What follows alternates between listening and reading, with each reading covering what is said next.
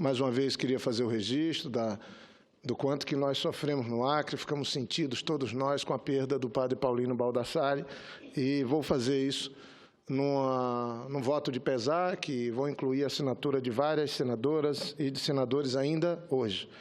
Mas eu venho à tribuna, presidente Vanessa, colegas senadores e senadoras, ouvintes da Rádio e TV Senado, e queria começar, é óbvio que eu pretendo falar sobre vazamento do discurso de posse do presidente, ou pelo menos intitulado presidente Michel Temer, que procurou sentar na cadeira presidencial, pôr a faixa presidencial, antes mesmo do Congresso Nacional deliberar sobre um tema tão sério, que é o impedimento, a apreciação do impedimento da presidenta Dilma. Eu lamento estarmos vivendo situações como essa, presidente Vanessa, porque isso sim pode tipificar, caracterizar um crime de conspiração.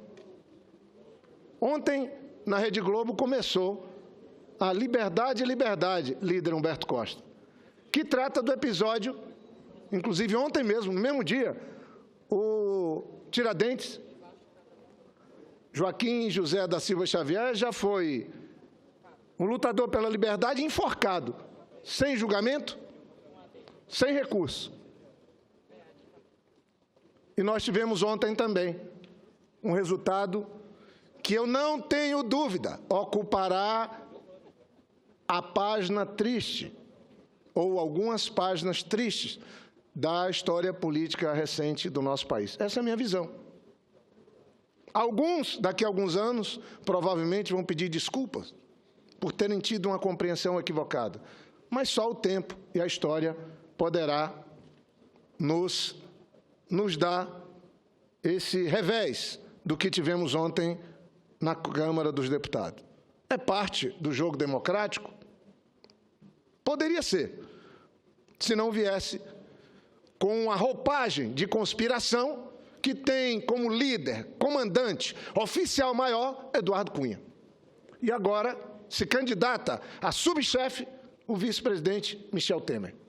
Subchefe, porque o cargo de chefe do golpe, desse atropelo à Constituição, já está ocupado por Eduardo Cunha. Eu queria fazer a leitura aqui, senador Humberto Costa, de alguns trechos de uma entrevista dada por Mangabeira Unger, 69 anos, um dos brasileiros de maior renome na Universidade de Harvard, que é uma das mais importantes do mundo. Ele foi ministro do governo Lula, foi ministro da presidenta Dilma e foi fundador do PMDB. Sobre impeachment, diz Mangabeira Unger. Não. Práticas fiscais usadas por todos os presidentes decentes não podem servir para derrubar presidente. Qualificação progressiva e prospectiva das práticas fiscais, sim. Utilização casuística dessa qualificação para mudar o poder? Não. Não há qualquer indício, tampouco, de que a presidente tenha tentado obstruir a justiça. Quem está afirmando isso é um dos maiores professores que o Brasil emprestou numa das maiores universidades do mundo, me refiro ao professor Roberto Mangabeira Unger, que é professor em Harvard, é uma referência. Ontem eu falava com o ministro do Supremo e ele falava da importância que o professor Mangabeira Unger tem para o nosso país. Não é mais ministro. E ele vai mais adiante. Conheço Dilma Rousseff há 30 anos, diz o fundador do PMDB. Como todos nós, ela é cheia de defeitos, mas é uma pessoa íntegra e ilibada. Desde Prudente de Moraes, ele se refere, 1894 a 1898, não temos tanta severidade moral na pessoa do chefe de Estado. Esse depoimento é bom que conste nos anais do Senado. Quem fala isso é Mangabeira Unger, fundador do PMDB. E é exatamente essa pessoa, íntegra, que eu não vi ninguém dizer que não é, que está vivendo o risco de um impeachment sem a tipificação de crime, que não pode ter outro nome, senão um golpe legislativo que atropela a Constituição. Ele segue: eu espero que o impedimento seja derrotado na Câmara dos Deputados e, se não for derrotado na Câmara, seja derrotado no Senado, diz o professor Mangabeira Unger. Ele vai mais adiante. Ele acha que seria um equívoco a história da renúncia, apesar de ser um gesto que pode vir de maneira unilateral, mas ele põe o melhor para o país. E eu digo como crítico severo dos erros do governo da presidenta Dilma. Veja bem, um crítico, professor, catedrático, uma referência. Ele diz, é que a presidenta seja resguardada no exercício do seu mandato, mas que, em seguida, reoriente radicalmente o seu governo, que se supere a si mesmo, que faça uma autocrítica profunda, que chame os melhores para ajudar a concluir seu mandato, diz Mangabeira Unger. Ele vai mais adiante, e eu acho que isso aqui é importante, é uma leitura que me chamou a atenção.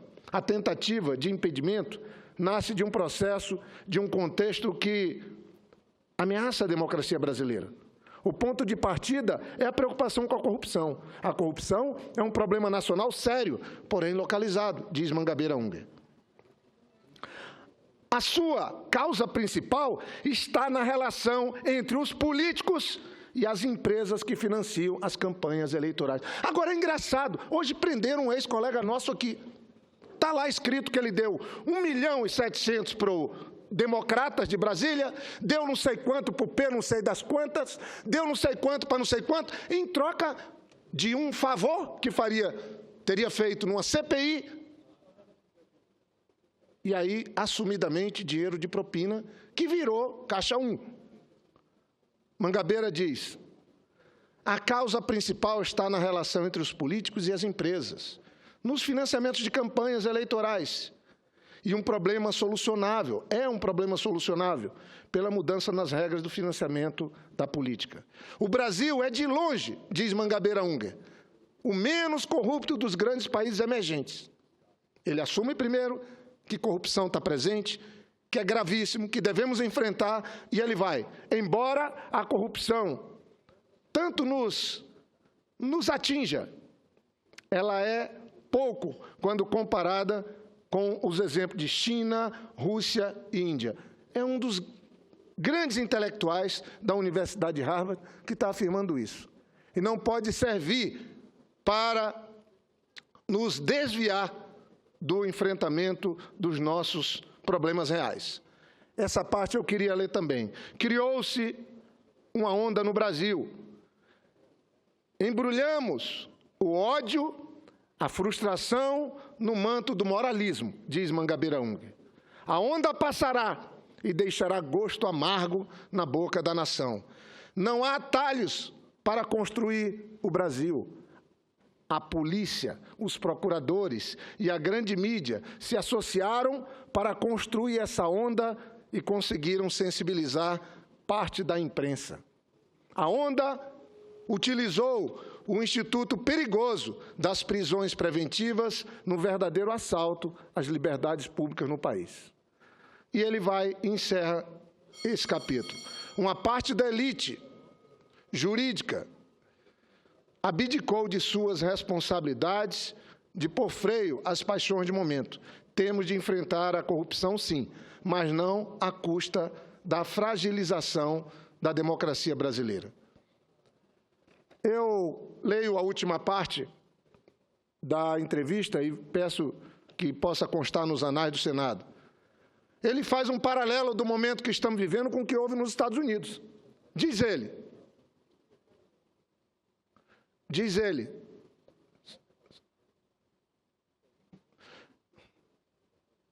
alguns comparam a situação do impeachment que o Brasil discute com o impeachment de Richard Nixon, 69, 74. Se fizermos uma comparação com a experiência americana, a mais pertinente não é com Nixon, é com a tentativa de impedir impedir o presidente Johnson em 1868, pouco após a Guerra Civil. Olha o que diz o professor Mangabeira. Ele era teimoso, impopular e tentou reverter algumas das conquistas da Guerra Civil no Sul. Houve uma tentativa de impeachment. O impedimento acabou sendo derrotado por um voto, um único voto, no Senado americano. Inclusive pelos votos dos adversários políticos do presidente Johnson.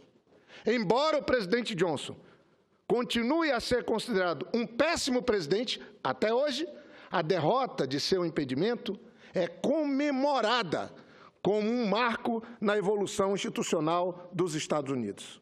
Os americanos compreenderam que a tarefa do processo de impeachment não é salvar o país ou os poderes de seus erros políticos e converter impopularidade em mudança de governo.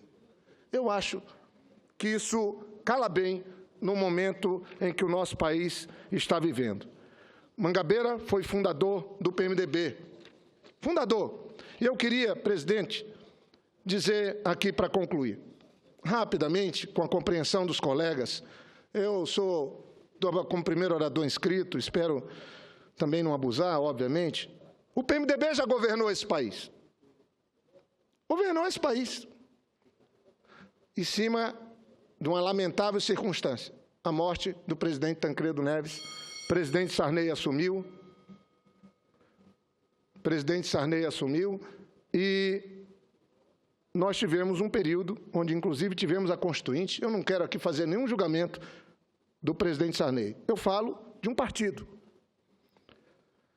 Naqueles tempos, de 85, a inflação era de 12% ao mês. Agora baixou de 10 para 9. Ao mês. Ela chegou em 89 e em 1990, senador Caiado certamente lembra bem, porque foi candidato a presidente, talvez nessa onda de tentar se colocar como alternativa àquele momento. Em 89, a inflação chegou a 1.782% ao ano. Em 1990, no ano, a inflação foi de 1.476, chegando a 82% ao mês. Foi o governo do PMDB. Partido que eu respeito muito de suas lideranças. Está aqui o presidente do Senado, o presidente Renan, está aqui, que preside essa casa e procura ajudar o país a enfrentar a crise, o senador João e tantos outros colegas que eu podia citar dezenas, mas o PMDB é uma frente. E, como tal, tem que ser respeitada. Tem vários pensamentos, do senador Requião a outros. Mas eu não posso misturar Vossa Excelência, senador João, com o Eduardo Cunha. E agora eu tenho que pôr, junto com o Eduardo Cunha, o presidente Michel Temer. E outros que são artífices. Na semana que nós estamos lembrando o enforcamento de Tiradentes por defender a liberdade, agora se arvorarem a querer chegar no poder sem nenhum voto. Nenhum único voto. Um mísero voto. Tirando da presidência uma pessoa que teve 54 milhões de votos. Será que nós não vamos pagar um preço caro por isso? Olhe, o governo do PMDB naqueles tempos, senadora Vanessa, eles instituíram, em 86, o Plano Cruzado. Congelou preço de tudo. Nada mudava de preço, nem o câmbio, nada. Com isso, no mesmo ano de 86, elegeu quase a totalidade dos senadores nessa casa. Posso ler. De 49 candidatos ao Senado no Brasil, 38 foram eleitos pelo PMDB. Dos 23 governos, 22 foram eleitos. Foram eleitos ao sabor do Plano Cruzado de um congelamento. O problema não é esse. A Câmara elegeu 53% de seus membros. O PMDB elegeu naquela eleição. Em cima de uma crise econômica que foi falseada por um plano que congelou tudo. Mas o problema foi o dia seguinte. O dia seguinte. Por isso que quando eu vejo líderes, como eu vi aqui, o senador Jucá, fazer um discurso do risco pela baixa popularidade da presidenta Dilma. Eu fiz uma parte ali. Aliás, o meu à parte, eu publiquei na minha página na internet, deu 840 mil pessoas alcançadas. 848 mil pessoas alcançadas. Uma parte que eu cobrava alguma coerência. Quando foi em novembro daquele mesmo ano, em novembro, pouco tempo depois da eleição, veio o Plano Cruzado 2, um arroxo fiscal, voltou a inflação, o país saiu do controle, surgiram partidos como o PSDB e a situação ficou vexatória e foi um desastre. Eu, sinceramente, acho que o PMDB tem que ser respeitado com qualquer um que chega ao poder, como um partido a ser buscado para alianças, como um partido a trabalhar interlocuções dos projetos para o país, mas eu acho que o PMDB pode estar, pondo fim à sua história, querendo chegar pela segunda vez à presidência sem voto. Sem voto. Será que não é estranho? Eu estou aqui com a pesquisa Datafolha, que diz que o presidente Lula, talvez o homem mais atacado nesse país nesse momento, ele, por 40% dos brasileiros, diz que ele é o melhor presidente da história do nosso país. Ele cresceu nas pesquisas, agora está à frente da Marina, e o Aécio, líder do PSDB, presidente do PSDB, perdeu 10 pontos nos últimos meses na pesquisa Datafolha. Será que a ficha não cai nunca? Será que não tem algo errado? Será que essas pessoas que estão todo dia tentando liberar um impeachment, por isso que talvez o Aécio e o Alckmin não conseguiram falar quando tinha lá os defensores do impeachment na Paulista, não conseguiram falar, chegar perto do caminhão. Sabe quantos pontos o Alckmin tem na pesquisa? Ele está atrás do Bolsonaro. Ele é governador de São Paulo já sei lá por quantas vezes. E a gente vê aqui, senadora Vanessa, para concluir. Aqui está o Lula, a Marina, o Aécio, que perdeu 10 pontos, o Alckmin empatado com o Bolsonaro, 8%, e o presidente Michel Temer. O nome dele talvez nunca saiu tanto na mídia como nos últimos meses. Sabe quantos por cento tem o candidato do impeachment a presidente da República na pesquisa? 2%, senador Humberto. 2%. Aí o senador líder Jucá veio aqui e disse que a presidenta Dilma não pode chegar à presidência porque ela está muito impopular. Mas nós temos um outro que quer chegar com 2% da preferência do eleitorado. Será que nós não estamos brincando com fogo? Senador. Eu faço um apelo, senador João. Vossa Excelência, que tem sido aqui, não atende os clamores dos momentos, e como outros, o presidente Renan, que tem procurado e tem sofrido por isso, por buscar equilíbrio, e tantos outros que eu podia citar, será que não é o bom senso que tem que prevalecer nessa hora? Da gente respeitar a Constituição, o PMDB ter seu candidato em 2018, disputar, se ganhar, buscar apoio, certamente encontrará, para a gente não viver rasgar a Constituição, uma ruptura como essa, que pode causar um dano, porque eu vou passar para Vossa Excelência, mas já concluo meu discurso. Eu não tenho nenhuma dúvida que, se o golpe se materializar na Câmara e depois aqui no Senado, nós vamos, aí sim, viver os piores momentos da história desse país. Os números, não sei se serão iguais àqueles da década de 80. Espero que não, porque o Brasil não aguentaria. Mas, certamente, serão muito piores do que uma taxa de desemprego que hoje é 8%, de uma inflação que agora é de 9%, que está alta ainda, mas era de 10%, está caindo.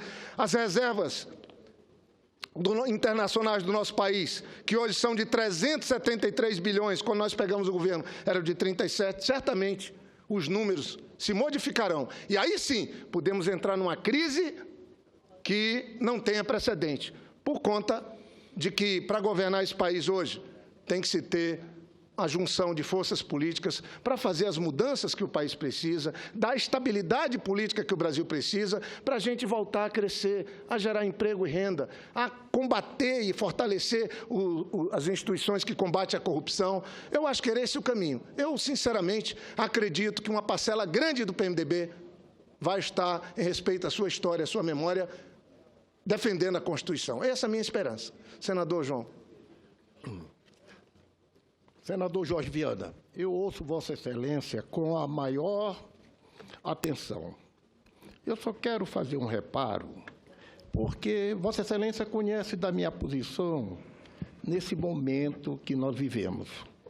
Eu sou contra completamente o impeachment. Não há razão de impeachment.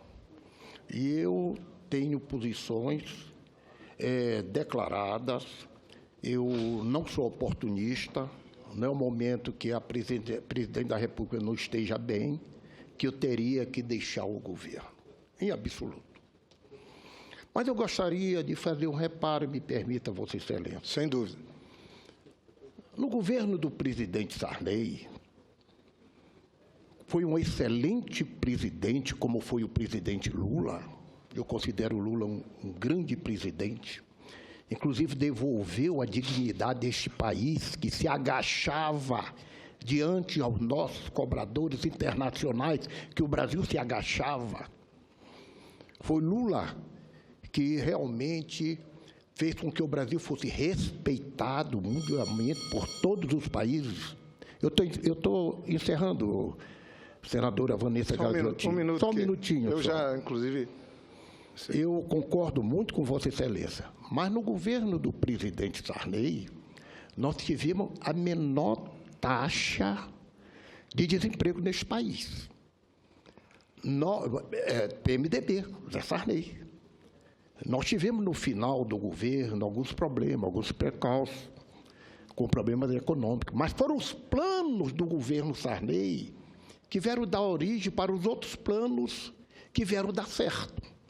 Se não tivesse havido o plano cruzado, certamente nós não teríamos tido outros planos. Eu concordo muito com Vossa Excelência. Eu concordo que, neste momento, o nosso partido, uma parte do nosso partido, tem tomado uma posição que não é unânime. Mas eu gostaria que Vossa Excelência, quando falasse, se referisse ao PMDB, e dissesse que tem uma boa parte do PMDB, sem dúvida, que continua firme com seus compromissos e que não acredita que, inclusive, vai haver impeachment no Brasil. Muito obrigado. Eu agradeço a Vossa Excelência pelo... Eu agradeço, e as palavras suas são as minhas palavras. Eu, inclusive, no começo, fiz uma manifestação que eu não estava querendo fazer nenhum julgamento do governo do presidente Sarney, nenhum juízo, e também não do PMDB, porque temos grandes senadores, senadoras, parlamentares.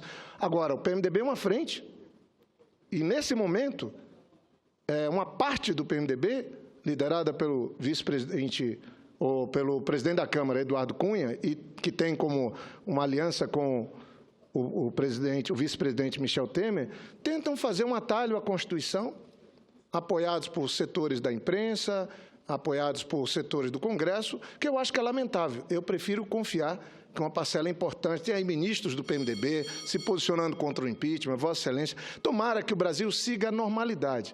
O Brasil está precisando de todos nós, mas não da parte ruim que cada um de nós temos. Tem gente que está emprestando o que tem de pior.